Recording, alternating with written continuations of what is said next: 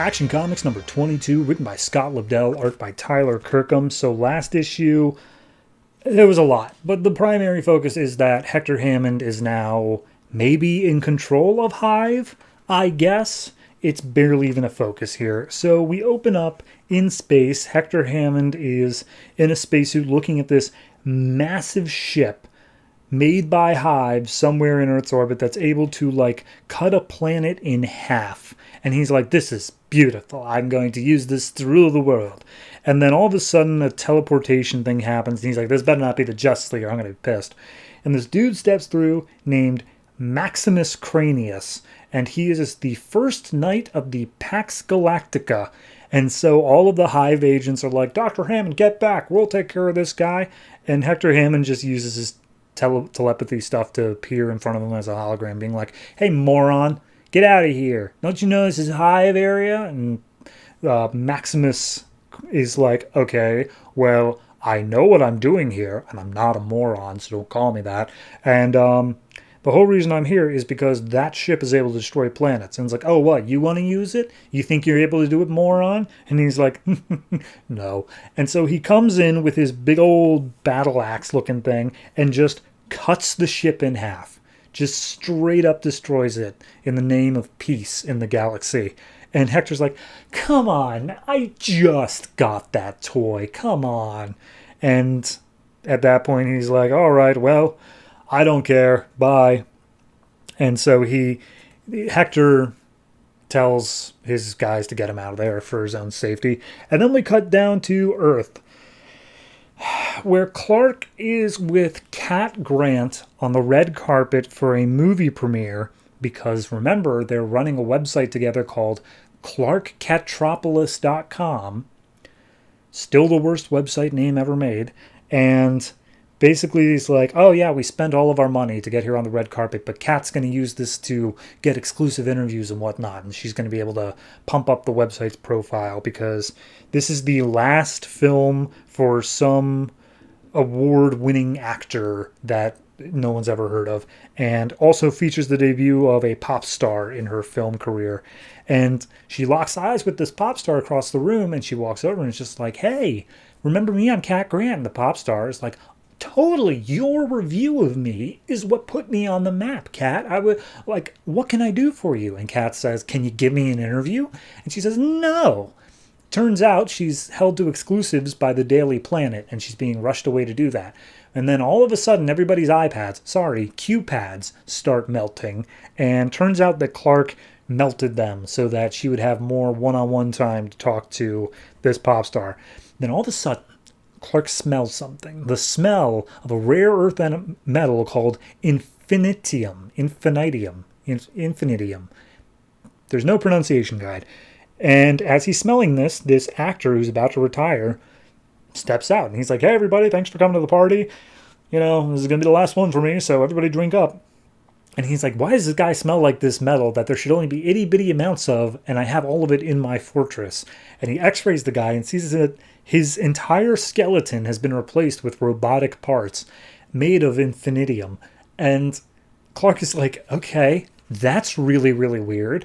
But, like, he's not tearing up buildings or anything, and he's not, like, being a villain. So, as suspicious as it is, I guess I should just leave him alone. And as he thinks that, all of a sudden, Hector Hammond seemingly just broadcasts to all of Metropolis saying, Superman, this is Hector Hammond. I need you. Please come into space. Signed, Hector Hammond. And Clark, like, looks around and he's like, that was weird, wasn't it? And everyone else like, what was weird? What are you talking about? He's like, never mind. And you'd think that means that he didn't broadcast to all of Metropolis. He just specifically broadcasted it into Clark's mind. But the very next page says that Clark knows that Hector Hammond doesn't know who he is because he was broadcasting it out on, like, a wide band. Like, many people could hear him. But that's not what we saw on the goddamn page. I have words on this, but regardless, speeding forward, he goes into space, he sees the hologram of Hector Hammond, and Hector's like, hey, someone blew up my ship, And he's like, yeah, that ship looks like it could destroy the Earth. I should be thanking the guy who destroyed it. And he's like, fine, whatever. But this guy has a massive amount of power, and he could easily use it to destroy the Earth if he wanted. Shouldn't you at least check on him and make sure that he's not evil? And Superman's like, I'm not your lapdog, but fine. I guess I'll do it. So he goes down to the moon where Cranius is sitting, and he's like, hey, buddy, you lost? You want to check in on Earth? What's going on? And Cranius just doesn't want to hear him talk anymore, so he just elbows him in the face, which knocks him way off the moon. And Superman's like, you know what? I've been pretty good about restraining myself lately, so I'm just going to go beat the crap out of this guy. So he comes in and just starts beating up Cranius, and it's just like, what are you doing here, and how long until you leave? And Cranius basically is like, all right, look, I get it. You may be super strong, but I got my battle axe. And he hits Superman with it, and it knocks him off, and he's like, I am a knight of the Pax Galactica, and I am here to keep the peace of the entire galaxy. And Superman's like, okay, well, I've never heard of you, and you're super, like, scary and strong, so I'm going to need to see some identification. And Cranius is like, I don't answer, you're not a space cop. What are you doing here? This is like the FBI to, like, a sheriff. And as he is about to kill Superman, quote unquote, another being steps in, saying, you'll do no such thing. We have no time for this nonsense. There's a greater threat than you could possibly imagine. By the way, we're the other knights of the Pax Galactica. And we just see 3 of them there. So I'm sure we'll continue on with that. But I really want to go back to that moment where Hector Hammond telepathies into Superman's head, because, like,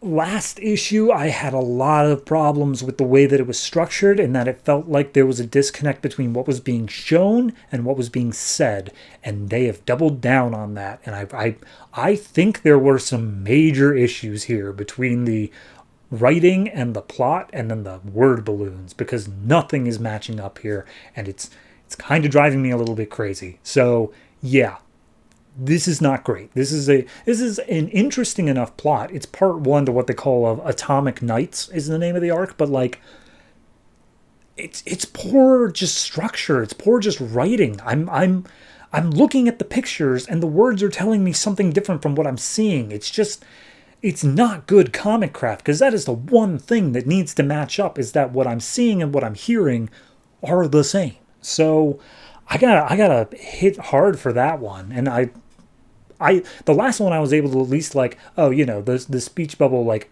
wrote in an excuse for it, despite the fact it seemed like it was written for something else. This one just contradicts it straight up. So everything else, who cares? That's the thing that I'm really sitting on here. Also, Clark Kitropolis is the worst website name of all time. That's a -1 point as well. Leaving this with probably a 4.5. Like, it feels harsh. I have given much worse comics much higher scores, but, like, this is now a pattern. And if we're going to continue to be this bad, I'm going to enjoy it less and less each time.